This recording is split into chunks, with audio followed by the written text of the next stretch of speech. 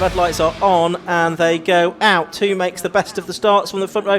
The 28 car of Charlie Sladden doesn't get off the line at all, but fortunately everyone manages to get around him. But it's 3 wide for the lead as they head down towards Clairvaux for the first time, and it's Paul Smith that's got into the lead. There's one that's gone straight on. That's the number 5 car of Ed Collins off into the gravel trap at Clairvaux. That's not how to celebrate your birthday. It's not, is it? It's a very unhappy birthday for him, but it's Paul Smith that's leading then from Dan Clues in second place. Ryan Yarrow is third, and in fourth place it's the 98 car of John Cutmore, the championship winning car from last season then. And then it looks like it's Colin Chapman in fifth place. Looks like Richard Webb's already got himself up ahead of Dave Watson. The pair of them there ahead of a slow starting Paul Rogers. And those 200 cars are going to go side by side down towards the S's. I think Webb's just about held on there ahead of Watson. But we've got double-waved yellow flags at the start line with that car in the gravel trap. Big flame out the side there of the Cup 200 car. Richard Webb that's very sideways. He's front-engine MKs. That might have a local yellow for a recovery up there at Clairvaux. So we're going to have yellow flags all the way from at least the start line, or even from out of the final corner. So drivers will have to be aware of that. But Paul Smith, he was quick in qualifying, and he's turned that into a quick opening lap here to the season in the absolute alignment of Sports 1000 Championship. There we go. So end of lap 1, but they've got yellow flags at Clairvaux corner, of course, so they'll all have to keep single file past the car that's being recovered down there at Clairvaux. There's Clues in second place. Yarrow in third, the 2-time champion in 2020 and 2021. Then John Cutmore, Class R champion in the past, in fourth position. Colin Chapman fifth. And Richard Webb, the best of the Cup 200 cars, in sixth, ahead of Paul Rogers in seventh. And David Watson, the second best Cup 200 car, in eighth place. So there's that battle of second down into Tower. There's John Cutmore returning this season. And he's there in fourth position. But there's Smith driving clear then of Dan Clues. A couple of seconds at the end of one lap. We'll see how that progresses throughout the motor race. There's Rogers. He's got ahead of both Webb and Watson now. So Paul Rogers is up to sixth by the looks of things. There's John McGill. And he started 11th. He gained a place on the opening lap. And he's in another of the Spires as they turn their way out of Sunny and down towards the complex here. And the front engine cars really do move about. Not far behind Webb and Watson is Matthew Booth, the former Sports Specials champion in a car like this, but when it was powered by a car engine rather than a motorcycle engine nowadays. And there's a couple of S1000 spec cars between them. Paul Smith goes through and does a 125.62. It's already quicker than they went in the qualifying session this morning. And a change of position there. John McGill gained a place, did he, as they turned into Clairvaux. He's got himself ahead of Dave Watson, I believe, in all of that. Yep, so we are on lap 3 of the race. There's Colin Chapman with Paul Rogers. They've been racing together in Sports 1000 and RGB for many a year. So Colin Chapman in his 20th year racing. Paul Rogers has had a bit of a break from this, but they're battling over 5th position here. Both of them in Spires. Through the Jim Clark S's they go. On towards Barcroft. In the background there you can see Richard Webb, who in 7th place is the best of the Cup 200 cars as things stand. Through the dappled sunlight at Sunny, and now heading back round through Sunny out and back towards the complex again. They are about 4 or 5 seconds behind John Cutmore, something like that at the moment. And there you can see Carl Austin now has got himself ahead of David Watson, and actually David Watson has dropped back a bit, hasn't he? Because there's also Johnny McGill ahead of him as well, a bit further back down the order. Yeah, so that means that Webb's got a few cars between himself and Booth, I think, has got past Watson as well, has he? So Matthew Booth gets him past Dave Watson. So very much so, Dave Watson's lost position. But here comes Cole Austin, the inside of last year's champion, Richard Webb. But Webb brakes pretty late. He's super quick driver, ex-motorcycle racer as well. There's Matthew Booth, the Export Specials and F1000 champion. There's the battle for 5th place, absolutely nose to tail. You could hardly see Paul Rogers' car. He was so close to the back of Colin Chapman. Now he's pulled out of the toe, and he's going to try and go around the outside into Tower Bend, which isn't going to work into the corner, but coming out of the corner, he might be able to get up the gears a bit quicker than Chapman. Side by side into the S is a dab of the brakes for Paul Rogers. He didn't fancy that round the outside there, so Colin Chapman hangs on to P5 as they turn their way through lap 4. Yeah, absolutely right. So Paul Rogers chasing after Colin Chapman, who's now 66 years of age, isn't he? Indeed. But still putting up a very, very good fight in this race. Still very quick indeed. Here's just in the background, you can see Richard Webb being caught by Carl Austin there. The MK Indy being caught by the Spire. For second and third overall, by the way, you've got Dan Clues and Ryan Yarrow very close together indeed. They're about 4.2 seconds behind the race leader Paul Smith, though. Yep, Paul Smith's going faster and faster. It's at a 125.23 now. Cole Austin wasn't able to get past Richard Webb. Then you've got Johnny McGill and Matthew Booth. I think Matthew Booth's due to race an MGB as well this season, something quite different to what he's competed in the past. But can't keep away from the 750 Motor Club paddock and racing this MK RLM Cup car as behind him there Dave Watson bouncing over the curbs. Then just behind Watson is Daniel Ashby going pretty well in 13th place and going quicker than a couple of cars ahead of him. And then just behind him was Ian Hutchinson. So a great gaggle of cars here turning their way down through Tower Bend. Matthew Booth there. Had he just got past Johnny McGill? Yeah, I think he is. No, he's on the way to doing that, is he? Oh, he's got past Cole Austin, so Cole Austin must have made a mistake. Yeah, I think the point there is that Booth, though, is faster than Richard Webb within the Cup 200 class cars. McGill's just gone up the inside of Carl Austin there to get the place back. That was Matt Thomas, was it not? Well, yes, you may be right. Yeah, absolutely right. Cole Austin's really dropped back on this lap, so not a good lap there for the driver from Devon. So leaders have gone through. Paul Rogers now ahead of Colin Chapman, I can see, up into 5th position past our commentary box. And here's the fight for second place. Only a quarter of a second between Dan Clues and Ryan Yarrow, the double champion at the start of the lap, the F1000 champion from a couple of years ago in his Mattel, number 8 here. Yarrow just popped a wheel over the grass and had a bit of a moment, but didn't lose him any speed. He's right there then with Dan Clues, and the pair of them have pulled away from John Cutmore since we last saw them. This time it's Clues' turn to get massively sideways out of Tower Bend. Very spectacular, these cars, and having a big grid of them again, Ian, makes such a difference. It's great to see. No, absolutely fantastic field that we have here, and I think there's possibly more cars to come out in both the Cup 200 and the conventional Sports 1000 class as well. From what Tim Hovard was telling me earlier on this morning, he's adopted this sort of race day sort of coordinator type role now within the Sports 1000 paddock. Through into the complex then comes that battle for P2 between Clues and Yarrow. Still the Mattel ahead. Yeah, they've just gone past Naeem Hack, haven't they, in the number 9 GT3, who's a lap down now. Yeah, I think he's just racing today, and then we'll hand that car over tomorrow to Charles Wright, so making the most of his single race. Here comes Yarrow then, down the inside of Dan Clues into Clairvaux. Can he make this work in the Spire? No, Clues breaks later. They both hop over the curbs, and Dan Clues stays ahead as they turn their way into Hawthorne. They might be battling, but they're going quickly in the 25s. As we see there, Richard Webb, has he lost a position this time?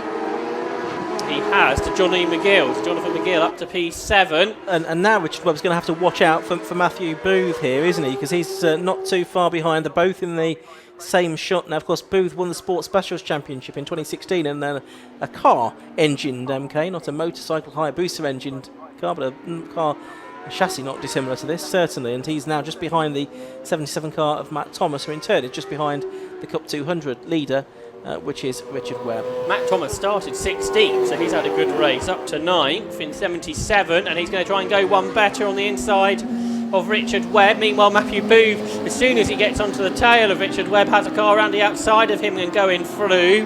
There was Cole Austin, so a change for 10th position.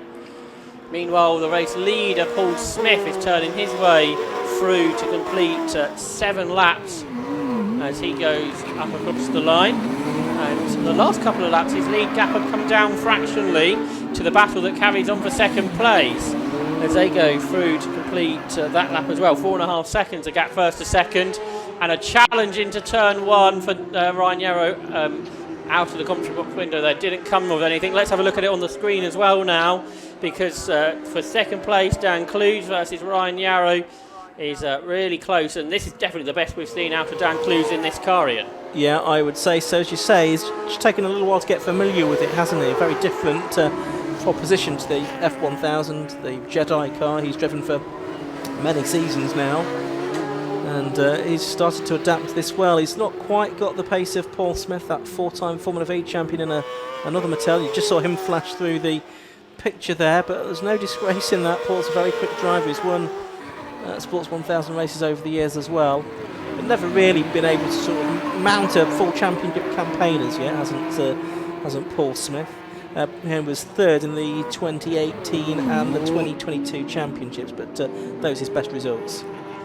Yes, get in the car to run throughout the season. It's been the problem a little bit for Paul Smith, but it's going well today at Croft. He was telling me earlier, we did the test day, the 750 Motor Club test day earlier in the year, and said the car was running so well after 5 laps he parked it and thought we'll save this for Croft.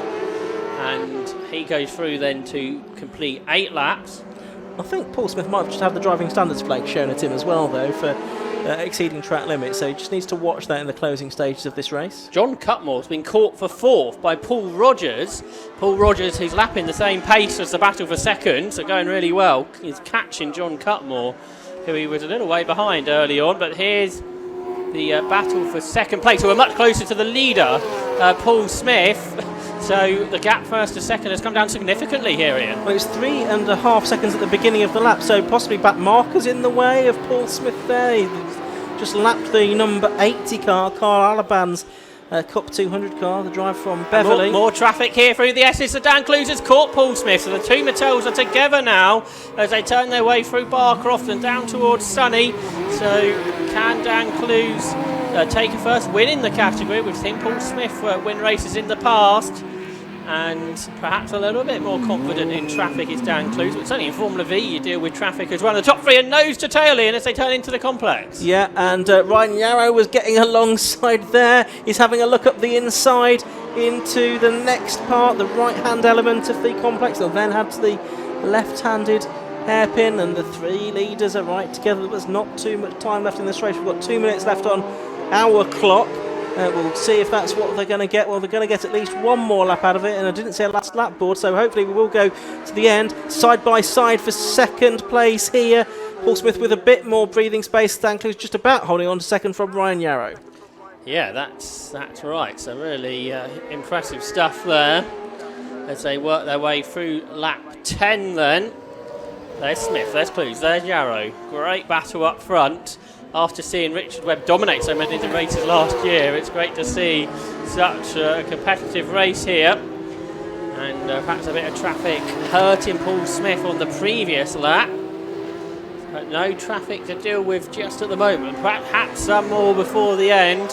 And certainly there are parts around this Croft circuit where you can lose a lot of time because you just can't pass a slower car. But now a bit of clear space is allowing Paul Smith just to break clear of Clues, and then Yarrow there in third as they turn their way out of Sunny. We're expecting to be 1 lap to go at the end of this one, with traffic just ahead of the race leader, Paul Smith.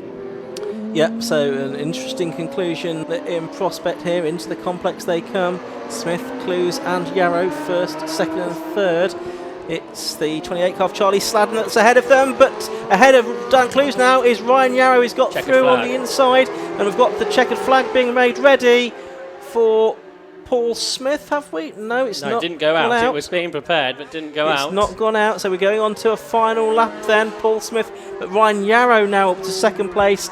and it's Dan Clues Smith third. rocks up in into Hawthorne. Does he get the car turned in? Not very well at all. So Ryan Yarrow goes down the inside. He just got second place. Side by side with the chicane doesn't work. Yarrow has to bail, and Paul Smith stays ahead, but that's going to slow Yarrow out the corner. The quickest of all of them coming down the straight here is Dan Clues. The toe comes into effect now for the Spire driver. Yarrow, he's on the outside line. It's going to be free of press down towards Tower. They go either side of Paul Smith. They both get ahead of Paul Smith. Can they get the car stopped at the end though? Yes, just. It's Ryan Yarrow that leads now. He was third a lap ago. He was indeed. Now, is this just traffic that's sort of changed the complexion of this race, or has Paul Smith had a problem as well? I wonder. Possibly we'll be able to find out at the end, although we won't have too much time for interviews, I don't think, at the end of this race, unfortunately. But into Sunny they go for the final time there. So it's Ryan Yarrow, the champion from the last 2 years, who's leading, and now Dan Clues has made a mistake there at Sunny, so it's going to be Paul Smith that's going to get back alongside him for second place. There's more traffic ahead of them as well, who turns into the complex first. Yarrow spun in front of everybody. There's a spin for Yarrow there, so that means it's now Clues that leads. Yarrow's got going again once more. What a final couple of laps of this race. So it's Dan Clues that is leading, and is he heading for his first win in the Absolute Alignment Sports 1000 Championship? Possibly not, because Paul Smith's going to try and get alongside him now, but no, it's going to be Dan Clues that holds on and gets his first win in the Absolute Alignment Sports 1000 Championship by the barest of margins, just under a quarter of a second from Paul Smith in second place. Ryan Yarrow third with that last spin. Did you see that, Josh? That spin, was it on his own? So Yarrow was coming up to the traffic. He dived up the inside. I think the traffic saw him, turned in, and Yarrow clipped the back marker, which spun him round. And what a loss. 2 laps of that race? It really come alive. It was all a little bit spread out right at the front for the first few laps, but then quite the motor race towards the end. Out of the final corner, we've got the free cup for 200 cars pretty much together. Well, the top 2 at least, and it's just going to be on the road, Richard Webb, but he's got a penalty for exceeding track limit, so it's going to be Matthew Booth that wins the first Cup 200 race of the season. Absolutely right. So a 5-second penalty for exceeding track limits for Richard Webb. Dan Clues took the win then from Paul Smith, Ryan Yarrow, then John Cutmore, Paul Rogers and Colin Chapman completing the top 6. Josh Brown's is going to make some notes about that now. And because there's a lot to write about there, I should think. So, Richard Webb missing out on the Cup 200 win to Matthew Booth, and David Watson taking third place within that. But that was quite a motor race there. Really, really entertaining stuff. Dan Clues giving a wave to the marshals on his slowing down lap. I'm sure he's got a big smile on his face under that helmet as well. And, that was really good stuff. Paul Smith, possibly the back markers hampering him, and certainly they seem to hamper Ryan Yarrow as well, but I wonder if there was a little bit more to that as well. But Dan Clues came good towards the end of that 15-minute race for the Absolute Alignment Sports 1000 Championship, and they are due to race twice more tomorrow as well. Cars already heading down the pit lane, I can see. I don't think we've got too many cars to collect at the end of that one either, so I think we're going to get the next cars onto the grid very quickly after this. So quickly through the results. Dan Clues the winner by 0.23 seconds. So car rate from number 3, Paul Smith in second. Ryan Yarrow, number 54 in third place. John Cutmore, number 98, fourth. Paul Rogers, 43 in fifth, and Colin Chapman, number 63 in sixth position. Richard Webb, the on-the-road winner in the Cup 200 class in car 10, in car 88 in 10th overall, I should say, but Matthew Booth will be awarded the victory once the times are adjusted, and David Watson third in that class. And then we'll just scroll through the rest of the finishers. There you can see I think everyone else did indeed make it to the checkered flag, and we've already got cars being released out onto the circuit for the next race of the day, so we will head down to Chris Stevens in the pit lane just as soon as we're able to for, I think, what's going to be a very quick word with the winner.